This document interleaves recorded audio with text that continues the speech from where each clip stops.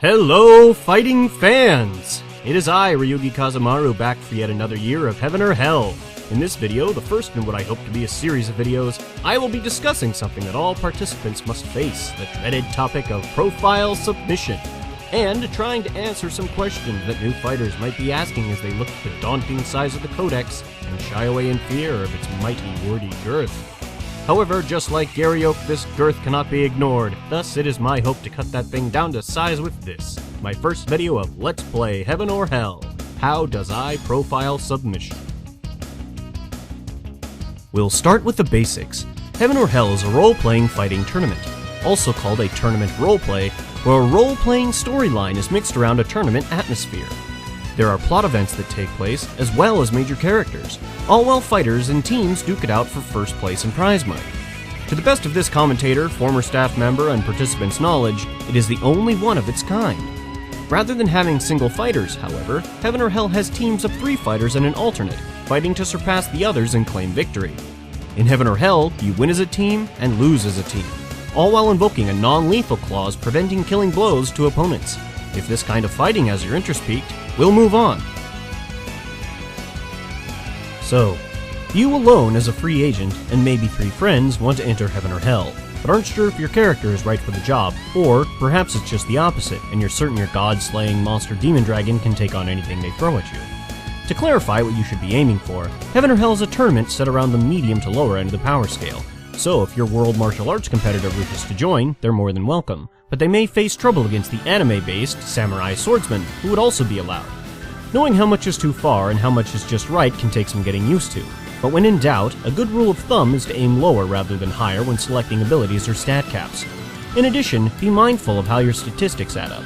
If you're way above average in all categories, consider where you could drop yourself to compensate.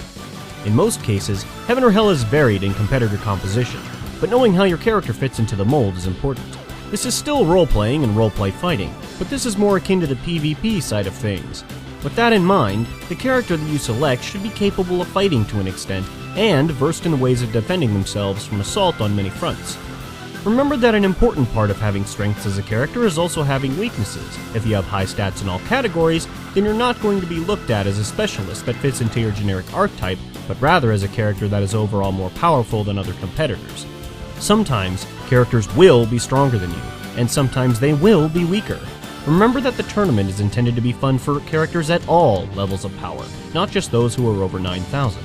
So, be Yamcha instead of Goku, and you'll be on your way to acceptance. So then, you've managed to get your power level down, but your abilities are still in question.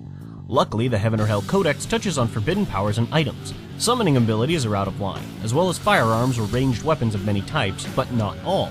Poisons, unlike previous years, have been made acceptable, but are still restricted in what types and effects are allowed, and any poison should be capable of hurting its wielder if circumstances should take place to allow it.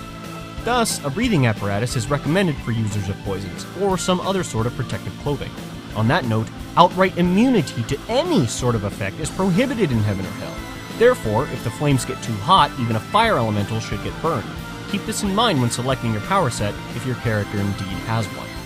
Another thing to remember is to be complete in your descriptions for everything from powers, to equipment functionality, to items you'll be carrying with you. Anything that isn't listed in a complete and fleshed out manner, where applicable, and that isn't included in your profile will not be counted. So make sure you list everything you're planning to use while in battle. Otherwise, you'll be prevented from using it and even penalized for making use of an unapproved item. And we wouldn't want that. And above all else, Heaven or Hell is a non-lethal tournament. This means you are not allowed to kill your opponents, and they are not allowed to kill you. Doing so carries heavy penalties, and even heavier penalties if it was intentional. Killing blows, therefore, are prohibited. Keep this in mind when picking and choosing abilities, and when choosing strikes to use against your foe. But more on that in a later video. To recap, go lower rather than higher when in a conundrum over stats and powers. Remember to have fun above everything else, and don't try to kill your opponent. As always, any questions not answered in this video can be answered by reading the Heaven or Hell Codex, or by asking a staff member for clarification. Once you've filled up and created your Heaven or Hell profile, and filled out all the required information, it is time to submit it for grading and judging. All Heaven or Hell profiles should be PM'd to HOH Judge, individually, and not as a part of a team profile.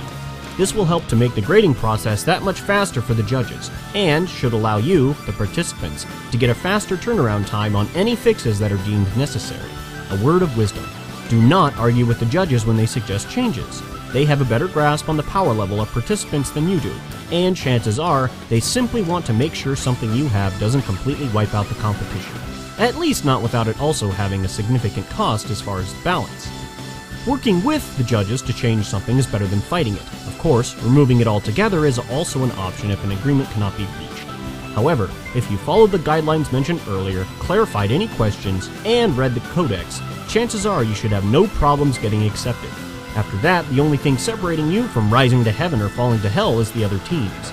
In the meantime, relax, talk to the other combatants, and have a good time, because ultimately, that's what this is all about. Good luck, and enjoy yourselves. Until next time, folks, this is Ryugi Kazamaru signing out.